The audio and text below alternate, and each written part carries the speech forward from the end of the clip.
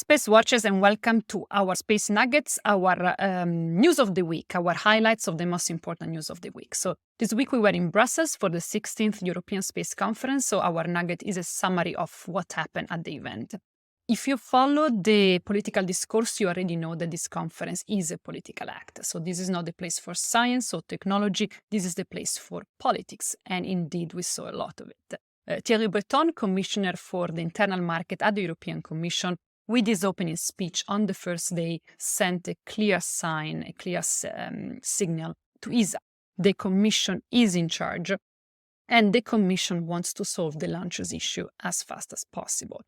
This was as diplomatically tough as it can be, and if you add the fact that Breton didn't show up at the ESA's press conference on the first day, then we can at least suggest that the relationship between the Commission and ESA, which has never been easy, has not turned easier. Josef Aschbacher, ESA's Director General, replied indirectly at least to Breton, pointed out that ESA is not only launchers, it's also science, it's exploration, it's much more than rockets. So where do we sit with all this? On one hand, Breton represents the interests of European politics, which in turn, when it comes to the space sector, they are dictated by national interests. On the other hand, Aschbacher tries to navigate a very difficult situation, which he inherited from bad choices made in the past. So we feel and understand the frustration and the struggle of the European Space Agency, but it's also true that the launcher situation in Europe is really difficult to ignore, especially because it is still, and it will remain at this point maybe, unaccounted for. Who will pay and who is paying for the deficits of Ariane 6, of Vega C, is a question that still remains unsolved. Besides the political tension between the Commission and ESA, we also notice an increase in the military presence.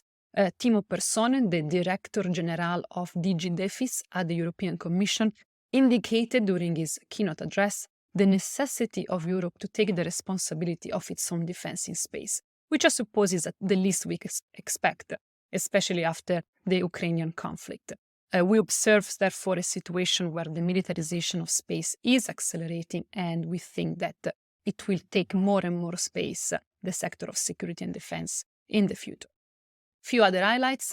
The European Space Law has been mentioned. The European Space Law is a milestone project for the EU to create a true EU single market for space. Caterini Cavada, the Director for Secure and Connected Space at DG DEFIS, mentioned that the first draft of the new law could be ready by mid-March 2024.